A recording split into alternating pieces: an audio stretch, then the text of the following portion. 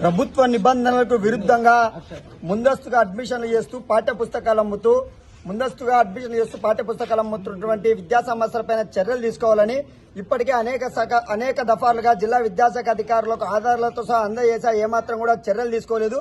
ఈరోజు అనంతపురం నగరంలో విచ్చలవిడిగా ధనార్జనే ధ్యేయంగా ఇవాళ ముడుపులు ఇచ్చుకో పర్మిషన్లు తీసుకో అన్నటువంటి పద్ధతుల్లో ఇవాళ జిల్లాలో ఉన్నటువంటి డిప్యూటీ డీఈఓ శ్రీనివాసరావు గారు తనకు ఇష్టానుసారంగా ఇవాళ అనుమతులు మంజూరు చేయడం జరుగుతూ ఉంది. ఇవాళ కనీసం ప్రభుత్వ నిబంధనలకు విరుద్ధంగా జిల్లా విద్యాశాఖ అధికారులు ఒక పాఠశాలకు అనుమతి ఇవ్వాలంటే ఏదైతే గైడెన్స్ ఉన్నాయో ఆ గైడెన్స్ ప్రకారం అనుమతులు ఇవ్వకుండా ముడుపులు ఇచ్చుకో పర్మిషన్లు తీసుకున్నటువంటి పద్ధతులు ఇవాళ నగరంలో పర్మిషన్లు విచ్చలవిడిగా ఇచ్చారు. అనంతపురం నగరంలో 4వ రోడ్లో ఉన్నటువంటి ఒక మల్టీ కాంప్లెక్స్ అపార్ట్మెంట్ లో భాషం స్కూల్ కు అనుమతి ఇవ్వడం జరుగుతుంది. అదే విధంగా అనంతపురం నగరంలో ఒక బ్రాంచ్ కు పర్మిషన్ తెచ్చుకొని కొన్ని బ్రాంచ్లు నడుపుతా ఉన్నారని చెప్పి ఆధారాలతో సహా డిప్యూటీ డీఓ గారికి అందజేశా. ఇంతవరకు కూడా ఏమాత్రం కూడా చర్యలు తీసుకోకుండా నిర్లక్ష్యంగా వ్యవహరిస్తా ఉన్నారు.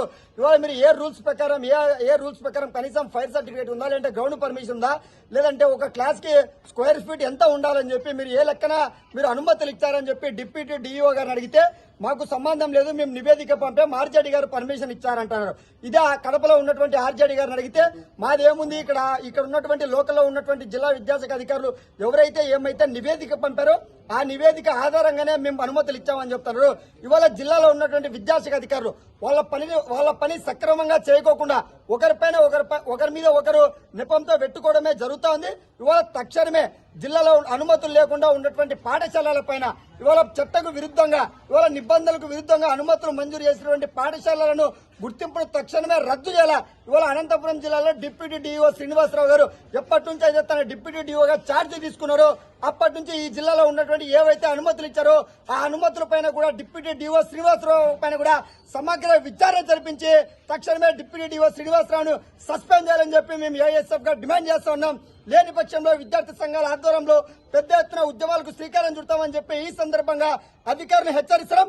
ఇప్పటికైనా కూడా జిల్లాలో ఉన్నటువంటి డీఈఓ గారు ప్రత్యక్షంగా మీరు విజిట్ రావాలా. మరి డీఈఓ గారికి కాల్ చేస్తే డిప్యూటీ డీఓని ఎంఈఓని పంపిస్తామంటారు. వాళ్ళ డిప్యూటీ డీఓ గారు ఎంఈ కావచ్చు కనీసం స్పందించినటువంటి పాపాన పడలేదు. వాళ్ళు ఏం చెప్తా ఉన్నారంటే పుస్తకాల రూమ్కి మీరే విద్యార్థి సంఘాలు బీగాలు వేసుకొని మాకు తెచ్చేయండి అంటున్నారు. మీకు ప్రభుత్వం నుంచి జీతాలు ఎందుకు తీసుకుంటున్నారని చెప్పి మేము ప్రశ్నిస్తున్నాం. మీ ఉద్యోగం మేము చేయాలని చెప్పి మేము అడుగుతున్నాం.